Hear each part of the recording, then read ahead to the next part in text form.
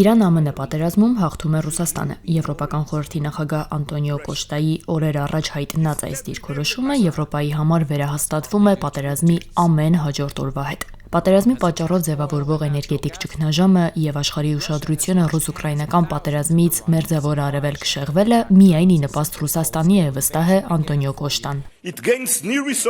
Ռուսաստանը նոր ռեսուրսներ է ստանում Ուկրաինայի դեմ իր պատերազմը ֆինանսավորելու համար, քանի որ էներգակիրների գները բարձրանում են։ Ռուսաստանը շահում է ռազմական կարողությունների թուլացումից, որոնք, եթե Իրանի դեմ պատերազմը չլիներ, կարող էին ուղարկվել Ուկրաինային աջակցելու համար։ Եվ Ռուսաստանը շահում է ուկրաինական ճակատի նկատմամբ ուշադրության նվազումից, քանի որ մերձավոր արևելքի հակամարտությունը կենտրոնական տեղ է գրավում։ Ուկրաինայի պատերազմից առաջ Եվրոպան իր գազի ավելի քան 40%-ը գնում էր Ռուսաստանից։ 2022-ից պատերազմի մեկնարկից ի վեր Եվրոպան նախաձեռնեց ռուսական էներգետիկ հոսքը արգելափակելու փուլային գործընթաց։ Ծավալների կտրուկ նվազումը վերջնական զրոյական կետին պետք է հասներ 2027-ի վերջին, բայց Իրան-ԱՄՆ պատերազմը փոխում է իրավիճակը։ Աշխարհը, որ այլևս չի կարողանում հասանելիություն ունենալ իրանական վառելիքին, սկսում է վերարժևորել ռուսական վառելիքի կարևորությունը։ ԱՄՆ-ն կարող է շարունակել մեղմացնել սահմանափակումները ռուսական նավթի նկատմամբ, Fox Business-ի եթերում օրերս հայտարարել էր ԱՄՆ ֆինանսների նախարար Սքոթ Բեսենթը։ Այժմ արդեն իր սոցիալական էջում հայտարարում է. Վճռական քայլեր են ձեռնարկվում համաշխարհային էներգետիկ շուկայում կայունությունը խթանելու եւ գները ցածր պահելու ուղղությամբ, հաշվի առնելով Իրանի ահաբեկչական ռեժիմի կողմից ներկայացվող սպառնալիքն ու անկայունությունը։ Մատակարարման համաշխարհային հասանելիությունը մեծացնելու համար մենք ժամանակավորապես թույլ ենք տալիս գնել ծովում գտնվող ռազմական նավթը։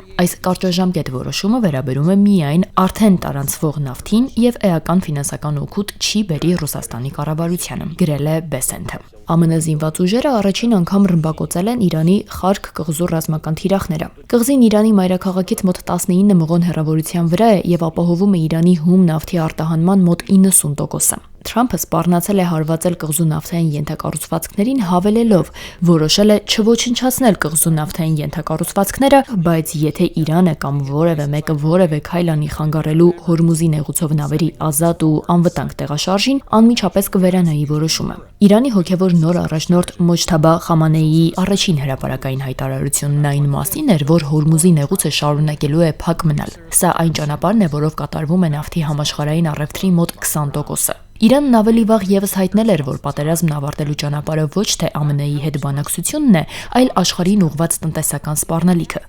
Բայց մի շարք երկրներ, այդ թվում ԱՄՆ-ն, այդ սպառնալիքին հակազդելու ճանապարհը փնտրում են ոչ թե պատերազմն ավարտելու, այլ Ռուսաստանի դեմ սահմանափակումները թուլացնելու ուղով, իսկ Եվրոպան շարունակում է պնդել, չի կարելի թույլ տալ, որ այս իրավիճակում շահի Ռուսաստանը։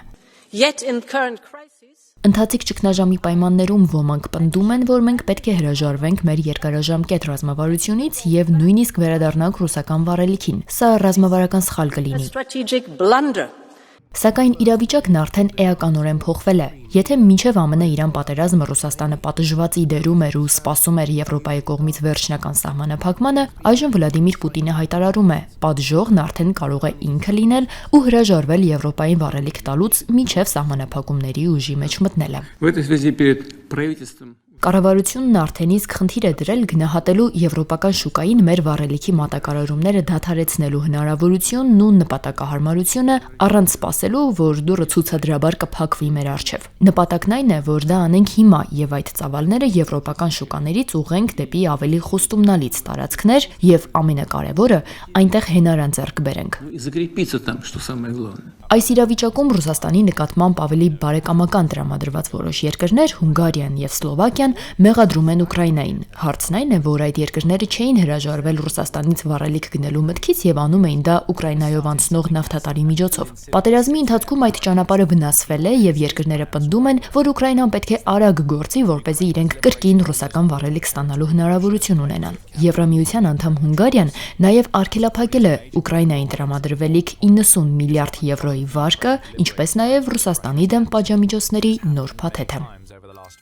Արուսյակ Կապուկչյան, Ռադիոլուր։